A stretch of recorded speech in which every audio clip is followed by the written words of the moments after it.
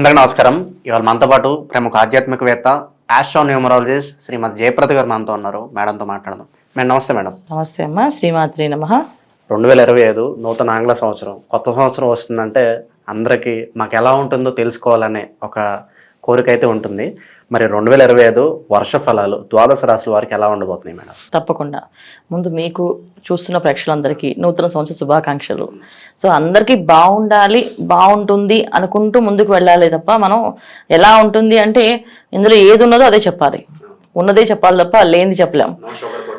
అంతే, ఉండకూడదు. ఎందుకంటే అది తెలిస్తే కదా. ఇప్పుడు మన జ్యోతిష్యం అనేది ఏంటి, ఒక వెలుగు అంటే ఏంటి, మనం వెళ్ళే గమ్యంలో ఏవేవి ఉన్నాయి అనేది చెప్తూ జాగ్రత్తగా వెళ్ళాలంటే, ఒక హైవే మీద మనం డ్రైవ్ చేస్తూ ఉంటే కార్ని, సో అక్కడ మలుపు వస్తుంది, జాగ్రత్తగా ఉండండి, ఇక్కడ హారన్ ఇవ్వండి అని చెప్తూ ఆ సిగ్నల్స్ మనకు పెడుతుంటారు వాళ్ళు. సో ఎందుకు అంటే డ్రైవ్ చేసే వాళ్ళు సేఫ్గా రీచ్ అవ్వడానికి, ఆ గమ్యం వెళ్ళడానికి మనకు పెట్టే హెడ్లైన్స్ లాగా వాళ్ళు హెడ్స్ మనకు పెడుతుంటారు. అలాగా జ్యోతిష్యం కూడా ఏంటంటే సైన్స్ అనేది ఏంటంటే ఇది ఏ పని ఎలా చేయాలి, ఎప్పుడు చేయాలి అనేది ఇంపార్టెంట్ అనమాట. సో ఈ సంవత్సరంలో తెలుసుకోవాలనుకునే అందరూ ఏంటంటే సంవత్సర వర్ష ఫలితాలు అన్నది ఏంటంటే ఉగాది నుంచి తెలుసుకునేవాళ్ళం. సో ఉగాది నుంచి ఎందుకు తెలుసుకున్నాం అంటే చెప్పే పంచాంగ శ్రవణం ఎవరైతే చెప్తున్నారో వాళ్ళు ఒక దేవాలయంలో కూర్చొని ఒక మంత్రశక్తితో జపము చేసుకొని వాళ్ళు ఆ నోటితో చెప్తూ ఉంటే ఎవరికైనా ఫలితాలు మంచిగా వచ్చేస్తుండేవి. సో ఇవాళ మనం ఛానల్స్లో చెప్పుకుంటున్నాం కనుక, సో అది ఆంగ్ల సంవత్సరంతో చెప్పుకుంటాం, వాళ్ళు ఉగాదికి మన ఫలితాలు చెప్పుకుంటాం. కానీ ఇక్కడ ఏంటి, జనవరి రాగానే అందరికి ఆలోచన వచ్చేస్తుంది, ఖచ్చితంగా ఆ ఫలితాలు ఎలా ఉంటాయో తెలుసుకుందాం అనుకుంటారు. ఎప్పుడైతే ఈ ఫలితాలు తెలుసుకుందాం అనుకుంటున్నారో వీళ్ళందరికీ ఏంటంటే కొన్ని విషయాల్లో బాగుంటుంది, కొన్ని రాసుల వాళ్ళకి, కొన్ని రాసులకి కొన్ని ఇబ్బందులు ఉన్నాయి. అయితే ఈ ఇబ్బందులు ఉన్న వాళ్ళు జాగ్రత్త పడ్డము, పరిహారం చేసుకోవడం, బాగున్న వాళ్ళు బాగుంది కానీ దూసుకుని వెళ్లకుండా జాగ్రత్తగా వెళ్ళడం, ఇవి చేసుకుంటూ వెళ్తే అన్ని అనుకూలంగా ఉంటుంది. అయితే ఏ రాశుల వాళ్ళకి బాగుంది, ఏ రాశుల వాళ్ళు బాగాలేదని మనం చెప్పుకుందాం. మేడం 2025లో ఓవరాల్గా సింహరాశి వారికి ఎలాంటి ఫలితాలు ఉండబోతున్నాయి, గ్రహస్థితి ఎలా ఉంది, ఎలాంటి రెమెడీస్ చేసుకుంటే బాగుంటుంది అంటారు? తప్పకుండా సింహరాశి వాళ్ళు 2025 సంవత్సరం అనేది ఏంటంటే వాళ్ళ రాశాధిపతి అనే వస్తుంది సంవత్సరం కదా. సో అందుకని బాగుంటుంది అనుకుంటూ వెళ్ళాలి. కాకపోతే ఏంటంటే ఈ సింహరాశి వాళ్ళకి ఎంత చేసుకున్నా ఏదో ఒక ఇబ్బంది ఎప్పుడు కూడా, ఏదో గ్రహం వ్యయ స్థానంలోనో, సప్తమ స్థానంలో, అష్టమ స్థానంలోనో, దశమ స్థానంలోనో అనుకూలంగా లేకుండా ఇబ్బంది పెట్టే గ్రహస్థితి అనిపిస్తుంది. సో ఈ సంవత్సరం కొన్ని సింహరాశి వాళ్ళకి ఏంటంటే ఎంత బాగుంది అనుకున్నప్పటికీ కూడా సప్తమ స్థానంలో శని భగవానుడు అంత యోగ్యంగా కాదు, అంత భాగ్యము కాదు. ఎందుకు అంటే సప్తమ స్థానంలో శని భగవాన్ ఉంటే ఏమైతే ఇస్తాడు వాళ్ళకి అంటే ఆలోచన విధానం బాగుంటుంది, పెద్దరికంగా ఆలోచిస్తారు, ఏ విషయమైనా తెలుసుకోవాలనుకుంటారు, దాన్ని అనాలిసిస్ చేయడానికి ముందుకెళ్తారు, దాన్ని అనాలిసిస్ చేసి ఆ విషయాన్ని వివరంగా చెప్పాలని అనుకుంటారు. ఇలాంటివన్నీ కూడా నేర్చుకునే వాళ్ళకి సప్తమ స్థానంలో శని భగవాన్ ఉండడం వల్ల ప్రతిదీ నేర్చుకోవడం సరిపోతుంది, వాళ్ళకి చెప్పడం రాదు. అంటే ఒక రీసెర్చ్ దానికి వెళ్ళారంటే ఆ రీసెర్చ్ చేస్తూనే వెళ్తూ ఉంటారు, దానికి ఎక్కడ ఎండ్ అంటే ఎండ్ అనేది లేదు. అలాంటి వాళ్ళకి చాలా అనుకూలంగా ఉంది. అంటే సైంటిస్టులకి, తర్వాత డాక్టర్స్కి చదవాలనుకునే వాళ్ళకి, తర్వాత ఇంకా యాక్టింగ్ చేయాలనుకునే వాళ్ళకి, వీళ్ళకి సప్తమ శని భగవానుడు యోగిస్తాడు. ఎందుకంటే యాక్టింగ్ అనేది ఇవాళ కాదు కదా, నువ్వు ఇలా చేసావు, అలా చేసావు, ఇంకా నేర్చుకోవాలి డే నుంచి వాళ్ళు నేర్పిస్తూనే ఉంటారు. Still end of the day వరకు నేర్చుకుంటూ ఉంటారు.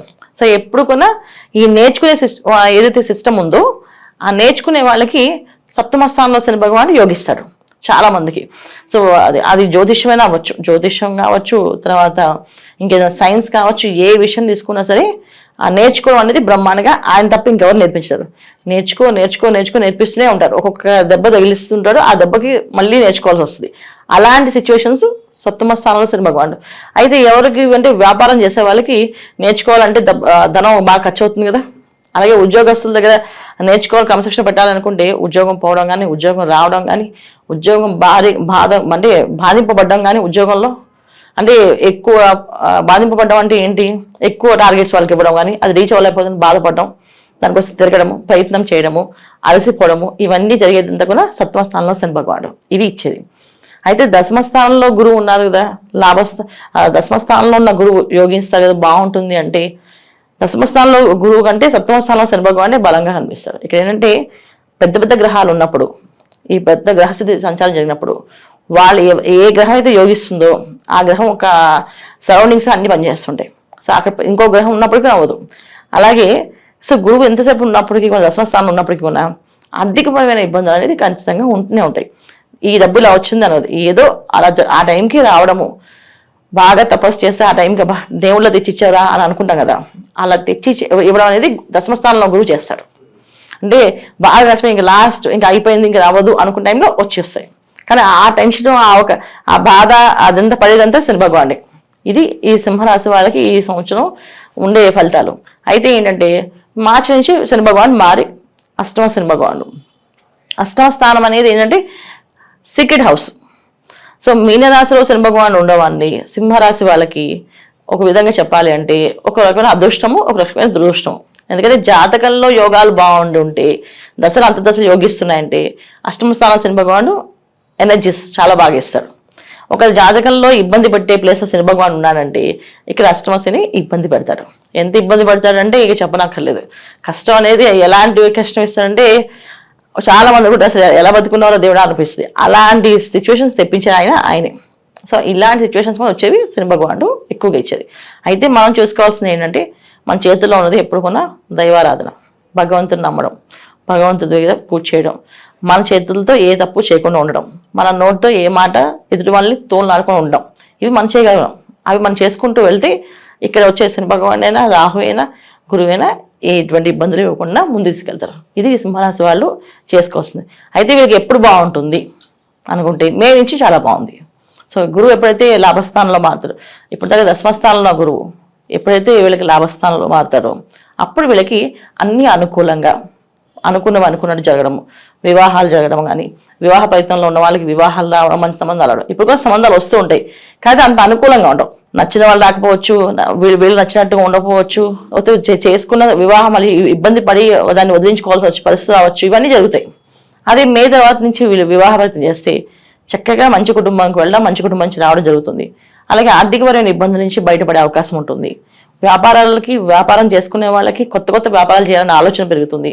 సో వ్యాపారాల్లో అన్ని రంగాలు రాణించే అవకాశం ఉంటుంది. ఉద్యోగాలకి ప్రమోషన్లు వచ్చే అవకాశం ఉంది. ఇవన్నీ ఎప్పటి నుంచి వస్తున్నాయంటే మే తర్వాత. సో జూన్ జూలై నుంచి వీళ్ళకి మారుతూ ఉంది లైఫ్ స్టైల్, చాలా బ్రహ్మాండంగా బాగుంటుంది. అయితే ఈ 6 నెలలు కొంచెం వీళ్ళు జాగ్రత్తగా ఉండడం ఏంటంటే ఎవరిని ఒక మాట అనకుండా మన క్రమశిక్షణగా ఉండి, అప్పుడు ఎవరు క్రమశిక్షణ పెట్టమని, సో ఇంట్లో కానీ బయట వాళ్ళతో కానీ వాదించడం కానీ, వాదనకు దిగడం కానీ, నువ్వేంటి అంటే నేను ఇంత అని చెప్పడానికి ప్రయత్నం చేయడం కానీ అక్కర్లేదు. సరే బాబు నీ ఇష్టం, నువ్వే మంచివాడి వదిలే అని చెప్పి వచ్చేస్తూ ఉంటే అన్ని అనుకూలంగా ఉంటాయి. ఎందుకంటే ఇక్కడ సప్తమ శని భగవానుడు, అష్టమ రాహు. మళ్ళీ వీళ్ళు మారినప్పుడు కొన్ని ఏంటంటే ఒక తెలియని అహంకారాన్ని ఇస్తూ ఉంటారు. వాడు గొడవ పడకపోయినా సరే గొడవ పెట్టేలా చేపిస్తారు వీళ్ళు. సో వెళ్ళి గొడవ పడి ఇబ్బంది పడతాం. దానికంటే కామ్గా వచ్చేయడం అనేది ఉత్తమమైన మార్గం. ఈ సింహరాశి వాళ్ళు ఈ సంవత్సరం అంతా ఏంటంటే కాస్త మౌనాన్ని పాటిస్తే ఏ పనైనా అదే అయిపోతుంది. నామస్మరణ, భగవంతుని ఆరాధన చేస్తూ ఉండాలి. మేడం అలాగే సింహరాశి వారు ఈ సంవత్సరం అంతా చేసుకోవడానికి వీలుగా ఉండేలాగా ఏదైనా రెమెడీస్ ఏదైనా ఉంటే తెలియజేయండి మేడం. తప్పకుండా. సింహరాశి వాళ్ళు ఈ సంవత్సరం అంతా చేసుకుంటే శివారాధన, శివుడికి అభిషేకము, శివాయ గురువే నమః అనుకోవడము, ఈ మంత్రాన్ని ఎక్కువగా జపం చేయడము, ఈ మంత్రంతో ఎక్కువ సార్లు ఎప్పుడైతే కోపము టెన్షన్ వస్తే ఆ మంత్రాన్ని ఎక్కువ స్మరించడం. శివాయ గురువే నమః అనే మంత్రం చాలా సింపుల్ది, చక్కగా నామమంత్రం అంటుంది. ఈ నామమంత్రాన్ని చక్కగా స్నానం చేసి పొద్దున్నే ఒక 100 నిమిషాలు అనుకుని బయటికి వెళ్తే అన్ని అనుకూలంగా మారుతుంది. తర్వాత రుద్రాభిషేకం చేయించుకోవడము, ఇంట్లో రుద్రాభిషేకం చేయడము, ప్రతి గురువారం సాయంకాలం ప్రదోషకాలంలో నందీశ్వరుడితో పాటు శివుడు కూడా అభిషేకం చేస్తారు. అక్కడ నక్షత్ర హారతి కూడా ఇస్తుంటారు. అలాంటి దేవాలయాలకు వెళ్ళడము, ప్రదక్షిణ చేయడము, అక్కడ ఆ నక్షత్ర హారతి దర్శనం చేసుకోవడము, దండం పెట్టుకుని రావడము చేయడం వల్ల అన్ని అనుకూలంగా మారుతుంది వీళ్ళకి. ఇది వీళ్ళు చేయాల్సిన ప్రయత్నం. అయితే క్షేత్ర దర్శనాల్లో వెళ్ళాలి అనుకుంటే అరుణాచల క్షేత్రం వెళ్ళాలి. అరుణాచల క్షేత్రంలో వెళ్ళి గిరి ప్రదక్షిణ చేస్తూ ఉంటే చాలా అనుకూలంగా మారుతుంది. జనవరి మొదటి వారమే చక్కగా వెళ్ళి వీలైతే చేసుకుని వస్తే ఇంకా బ్రహ్మాండంగా మే నుంచి వచ్చే ఫలితాలు జనవరి నుంచి వచ్చే అవకాశం అరుణాచలేశ్వరుడు ఇస్తాడు, చేసుకోవచ్చు. 2025లో ఓవరాల్గా సింహరాశి వారికి ఎలాంటి ఫలితాలు ఉంటాయి, అలాగే మీరు చేసుకోవాల్సిన పరిహారాలు తెలియజేసినందుకు ధన్యవాదాలు మేడం. శ్రీమాత్రే నమః.